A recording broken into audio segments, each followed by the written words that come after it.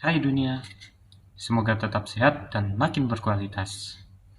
Di video kali ini, aku mau bahas tentang QA dan juga QC, di mana meskipun sama-sama quality, tapi dua sejoli ini sangat berbeda, seperti kamu dan si doi. Kecuali yang jomblo ya.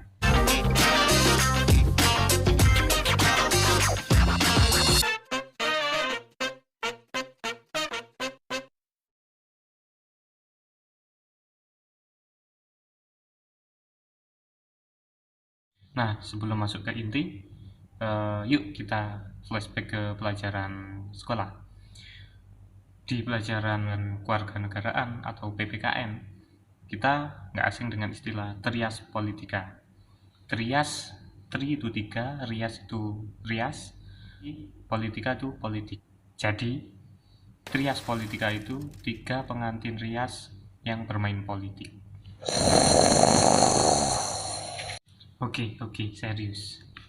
Jadi di trias politika kita akan kembali ke tiga istilah: yudikatif, legislatif, eksekutif, di mana masing-masing ini memiliki fungsi yang berbeda. Kalau saya menyingkatnya, Excel, eksekutif melaksanakan, Legmem, legislatif membuat, Yumeng, yudikatif mengawasi. Nah, dari ketiga ini, eksekutif melaksanakan undang-undang. Ini bisa dilakukan oleh Pak Presiden.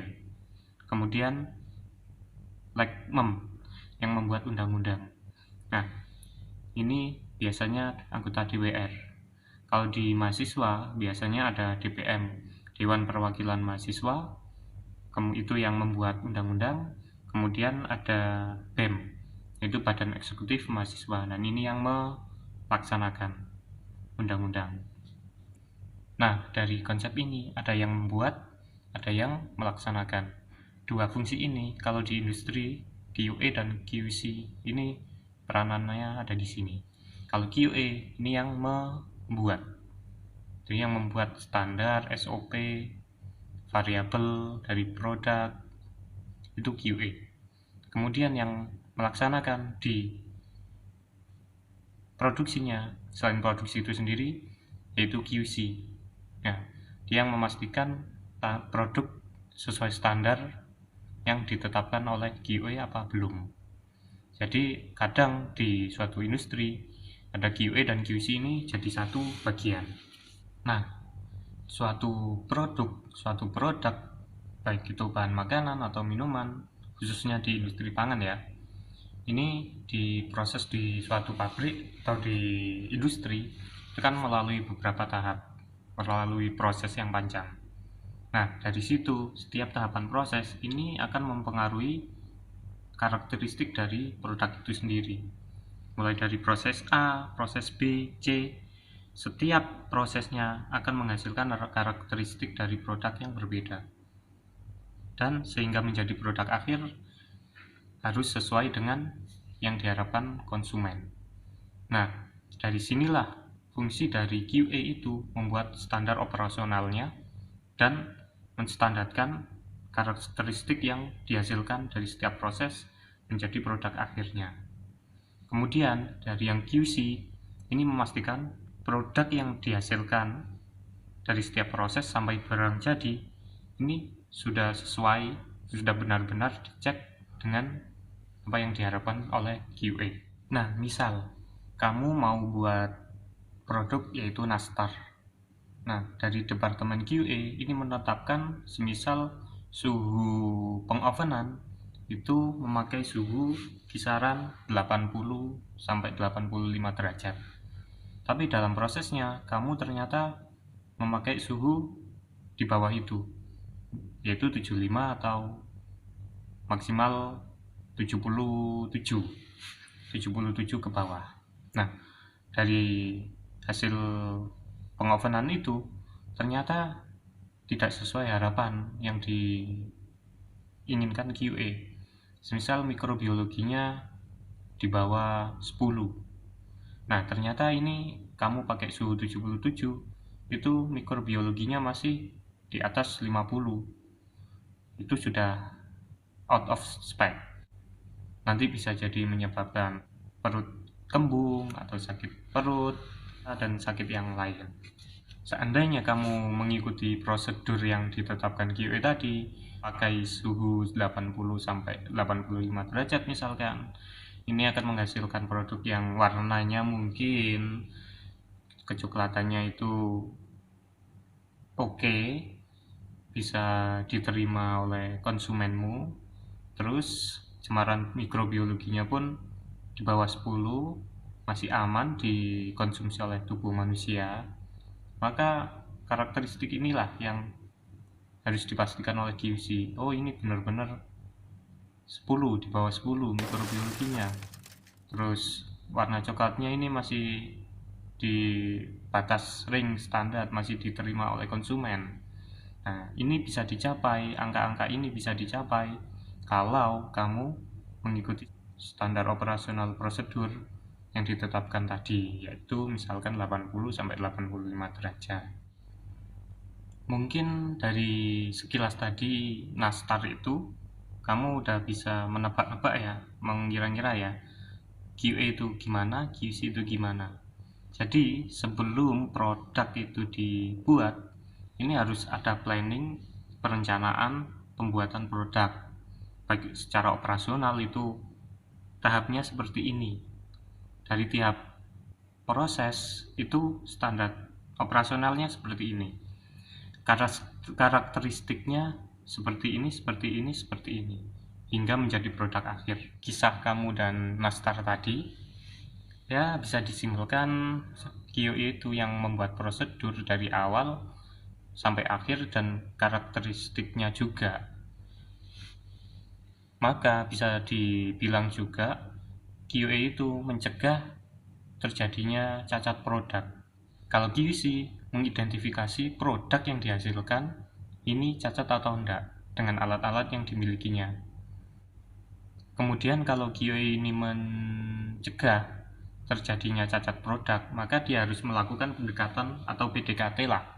PDKT yang dimaksud ini yaitu PDKT pada proses, pendekatan proses. Tapi kalau QC ini melakukan pendekatan secara produk, pendekatan produk yang dianalisa. Tapi kalau QA melakukan pendekatan proses, dan kalau sudah oke, maka hasilnya pun, produk yang dihasilkan pun oke juga. Nah, berlanjut, karena QA ini melakukan pendekatan proses, maka dia harus menyiapkan segala hal, semua yang berhubungan dengan proses sampai produk.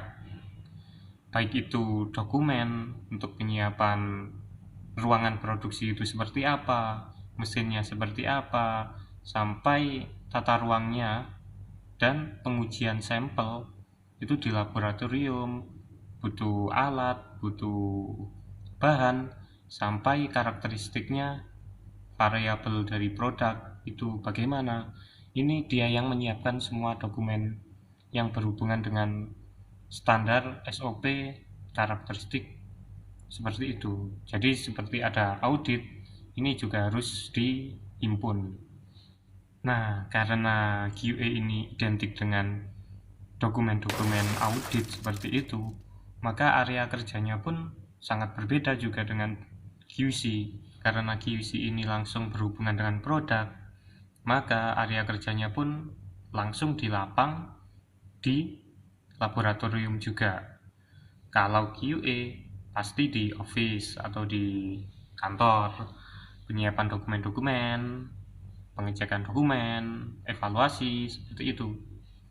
Ya, bisa dibilang lah LDR-an dengan produk. Kalau kamu dengan si doi gimana? Tulis di komentar ya. Oke, perbedaan selanjutnya karena QA itu LDR-an sama produk, maka dia harus buat sistem, buat suatu sistem lah, agar produk yang dihasilkan produksi ini nanti itu sesuai yang diharapkan. Maka dia akan membuat sistem manajemen lah, itu yang berkualitas untuk menghasilkan produk yang berkualitas juga. Ya sama kayak kamu kalau LDR dengan si doi, kamu gimana caranya nggak kehilangan dia. Yang intinya kamu mensistem biar si doi kamu nggak lari. Sama kayak QA, agar produk yang dihasilkan tidak lari dari karakteristik yang diharapkan, maka dia akan membuat sistem manajemen, yaitu sistem manajemen mutu. Kemudian kalau QC dibanding QA, karena QA tadi membuat suatu sistem manajemen mutu agar produk yang dihasilkan sesuai harapan, maka QC ini melakukan inspeksi, melakukan analisa dari produk yang dihasilkan oleh produksi. Barang sudah ada nih, nah barang ini disampling, diinspeksi untuk dianalisa sesuai standar apa belum, dan si QC akan nyari tuh, ini sumber masalahnya di mana, akar masalahnya di mana, solusinya apa, mengapa bisa membuat produk itu cacat yang dihasilkan. Nah, dari ringkasan tadi bisa dibilang QA ini yang menjamin lah produk yang dihasilkan itu bagus, berkualitas.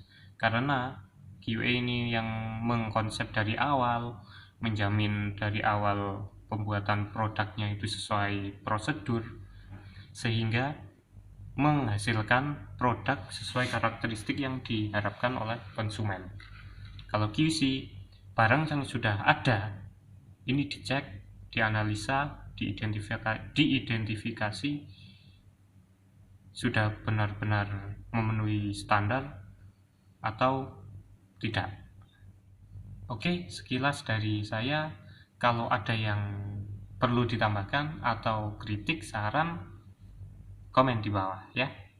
Jangan lupa like dan subscribe, loncengnya jangan lupa. Dadah.